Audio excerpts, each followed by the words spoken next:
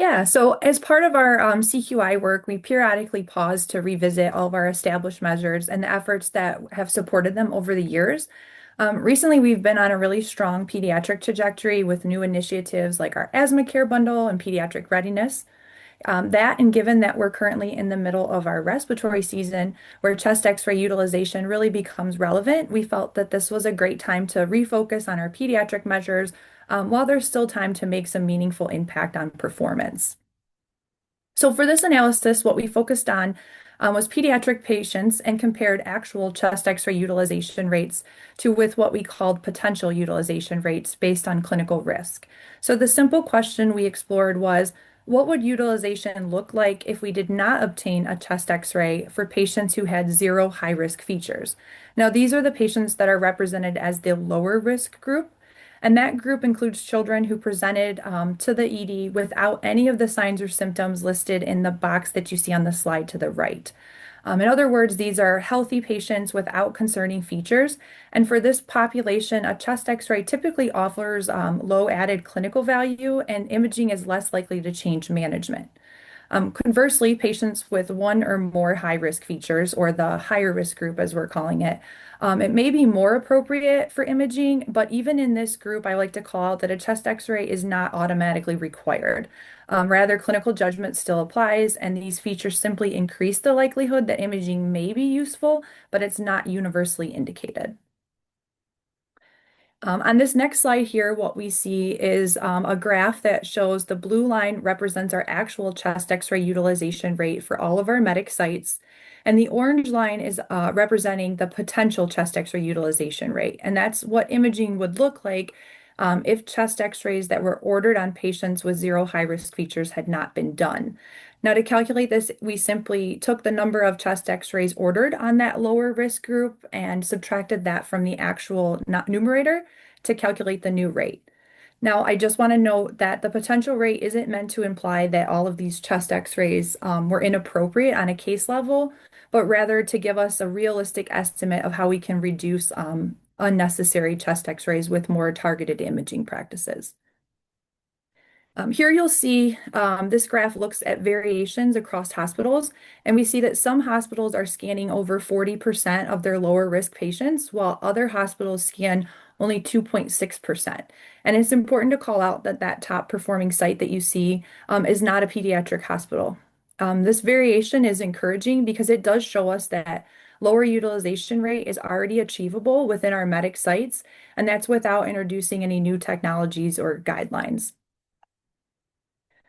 In terms of operational efficiency, we see that for the lower risk patients who did not get a chest x-ray, the average ED length of stay is about 2.34 bed hours. That's not inclusive of the ED wait time.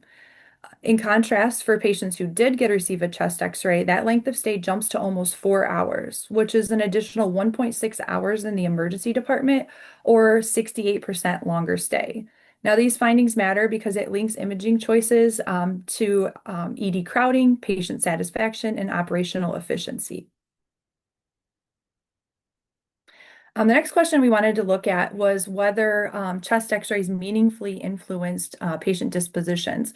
So among those lower risk patients who received a chest x-ray, 81% of them were ultimately discharged from the emergency department.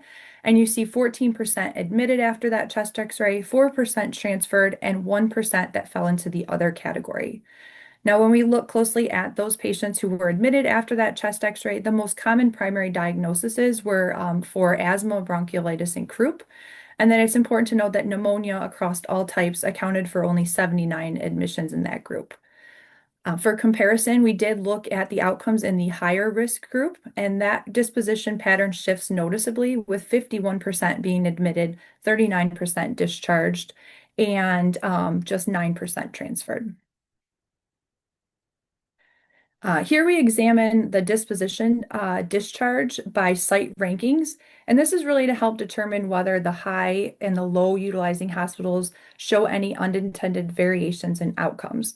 So to do this, we looked at the top quartile, or the 8 sites that had the lowest chest x-ray utilization rates within the zero high risk feature patient population. And that's where they're scanning between 2.6 to 9.4% of the patients. and compared that to the bottom quartile hospitals or the 8 sites with the highest utilization rate, where they scan roughly 19 to 41% of the patients. And across the sites on the left, you'll see admission and discharge rates for these patients without a chest x-ray are nearly identical. This really indicates that the low utilizing hospitals or the top quartile hospitals are not under admitting or missing clinically significant illness. And then among patients who did receive a chest x-ray, the admission rates were slightly higher in the lower utilizing or the top quartile hospitals. And this suggests more selective, higher yielding imaging. And then discharge rates with chest x-ray, again, also very similar, although you will see the bottom quartile hospitals, they do discharge slightly more, but again, consistent with broader lower imaging compared to the targeted approach that you see in the top quartile. All this is really just to say that despite the large differences in the chest x-ray utilization between the top and the bottom hospitals, they all have nearly identical disposition rates, which indicates that higher imaging in the lower risk patients does not translate to different clinical outcomes. Anytime we talk about reducing imaging, the most important question we get is, can we do it safely? And so to address this, we evaluate two balancing measures in the lower risk patient population. That first balancing measure is balancing measure 6, which looks at return visits for pneumonia. And out of 46,125 patients, you can see that just 160 of them had a return visit within 3 days for pneumonia. And so that means over 99.5% of these patients did not return, strongly supporting that routine chest x-ray in this group is not necessary to safely exclude pneumonia. Balancing measure 7, that looks at delayed all-cause hospital admissions within 3 days of the initial ED visit. And here you see we have 655 patients. That means 98% of the patients did not require a subsequent hospitalization, suggesting that the initial decision to discharge without a chest x-ray was clinically appropriate in the vast majority of these cases. These findings provide a really strong safety signal and support the conclusion that more targeted, risk-based imaging really does represent high-value care without compromising patient safety. For comparative purposes, we did look at the same balancing measures in the higher risk group, and you'll see for their return visits for pneumonia, out of 25,785 patients, just 142 had a return visit. And then for the delayed all-cause admissions, you see 437 return visits for hospitalization. To summarize, what we see is really wide variation in chest x-ray utilization among patients with zero high-risk features across our medic sites. And despite this wide variation, the data does show that chest x-rays in this group rarely altered disposition decisions and were instead associated with increased length of stays. So the key takeaway is that these zero high-risk populations really represent a clear opportunity where we can better align imaging decisions with established best practice guidelines. Importantly to note that our site-by-site comparison does demonstrate that this is both achievable and safe, and that several sites are already maintaining very low chest x-ray utilizations rates without evidence of compromised patient safety. What's encouraging is that this means that other sites can achieve these low rates without any new technology or novel workflows, and it can be implemented just using existing clinical guidelines, making this really a low effort, high value improvement opportunity that sites could adopt almost immediately. And really our focus moving forward is really just, again, to align imaging decisions with these already established best practice guidelines, and then learning from the sites that are already performing well. With that said, I'm going to turn it over to Katie, who's going to do provide some information on head CT or PEDS head CT utilization.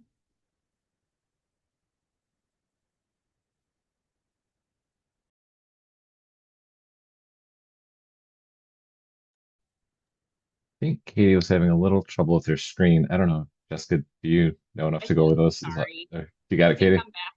Okay, go Do you for guys it. hear me? If my screen goes out, Jessica, if you wouldn't mind taking over, of course, the moment it's time for me to present, my whole setup is having a meltdown. But I will do my best to talk through. I don't have quite as much data to talk through for the PEDS head CT utilization performance measure, but I do want to talk through some of it. You know, this isn't quite as timely as the chest x-ray data. We'll be deep diving into this a little bit more in a future meeting, whether that's a clinical champion meeting or the June collaborative-wide meeting, we'll have some more. But just to highlight a few things while we're talking about the pediatric measures, First being, as a reminder, for our PEDS head CT utilization measure, we are focused on that intermediate risk head injury patient population, which again, you can see outlined here in the green boxes. And I don't want this to say that we are not, like, I think an important thing to note is that we have made significant improvements in this space over the last few years. I think we're trying to highlight that there's still some opportunity within these buckets. And so just something that we've noted between 2024 and 2025 in particular is that we've seen some increased variation in the pediatric head CT utilization performance measure. Some sites, part of that is new sites, which you'll see are the blue dots kind of towards the right-hand side of this graph, but also that some of our sites that were performing in that mid to higher range utilization have started to slip on performance as well. The very far right-hand side is a graph that's available in Tableau. That kind of gives you a quick at a glance year-over-year performance and how your site is doing. All sites are blinded here, but when you log into Tableau, you will see where your site lands on that year-over-year performance graph. If you have any questions about that, feel free to reach out and let us know. The other thing, for those folks that have been part of Medic for a while, you know that we used to have two graded pediatric head injury performance measures. The one first being the head CT utilization measure, which we are still grading on, and the second being head CT overuse, specifically in the low risk pediatric head injury patient population. We retired this measure back in 2021, but the data remains available in Tableau. The reason we're calling it out is because we have noticed that since that time, we've seen an uptrend in head CT overuse as well. This is Medic year 3+ sites, so that increased performance is not due to the fact that there are new sites joining during that time period.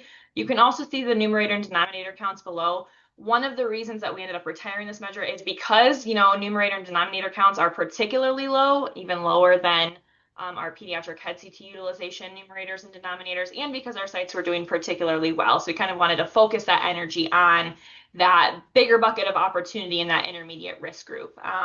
But just kind of similar graph to what you saw previously.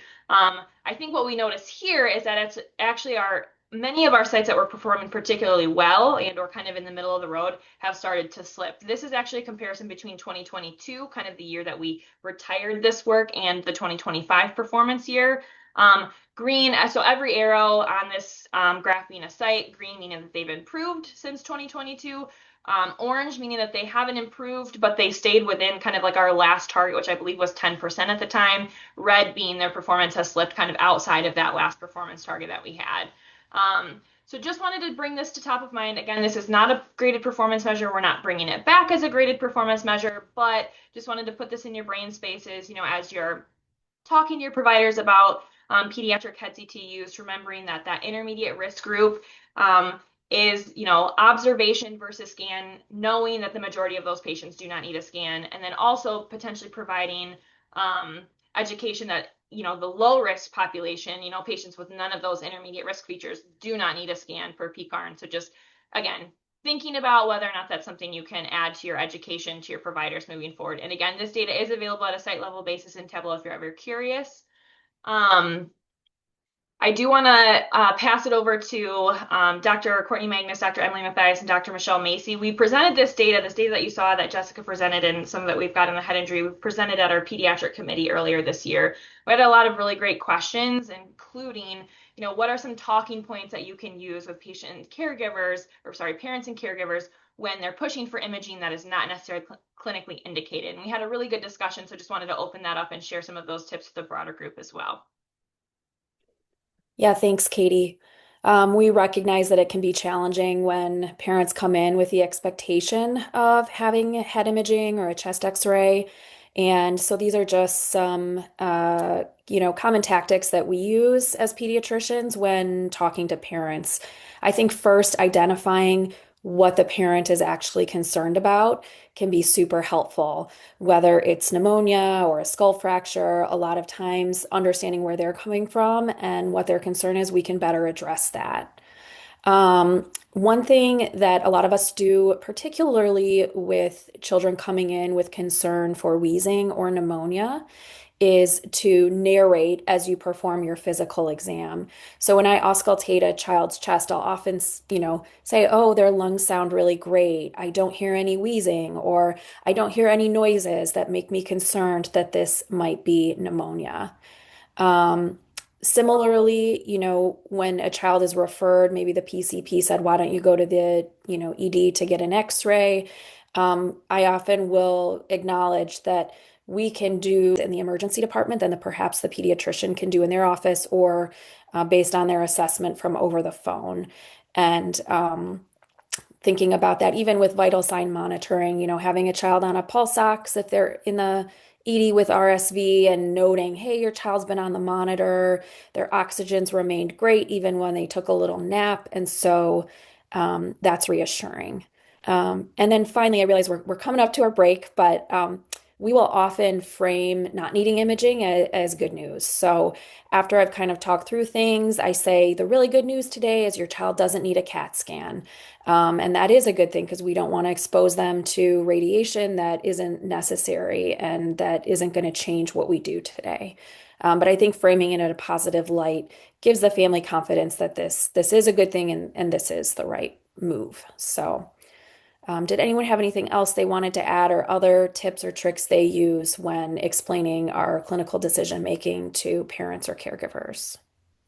I think on the point in the chat with the referrals from urgent care environments and like specifically for head CTs, I'll lead with, the folks at that location didn't feel comfortable with this. They didn't feel confident in this, and they sent you to us because we're the people who know a little bit more, who see more of this. And based on all of the things that the child's able to do and the lack of a bump on their head, there isn't a reason. And the other advantage to that went to the urgent care first is you have usually then like 1 to 2 more hours of time of observation where the child didn't develop vomiting or confusion or worsening headache. So I try to play into both of those areas of this is our expertise, and the child has continued to do really well. Yeah, I'll add to that too that if the child does have some minor symptoms, but symptoms that still wouldn't qualify them for a head CT, I will often lead by saying, like, your child definitely has a concussion. Like, I'm not saying they're 100% fine or that nothing is wrong or that they weren't affected by this head injury. But a concussion is a kind of brain injury we don't see on a CAT scan. And so, there's not really a good reason to do a CAT scan for that today. But like, here's what I can tell you about concussion and how we're going to manage your child going forward. Anybody else?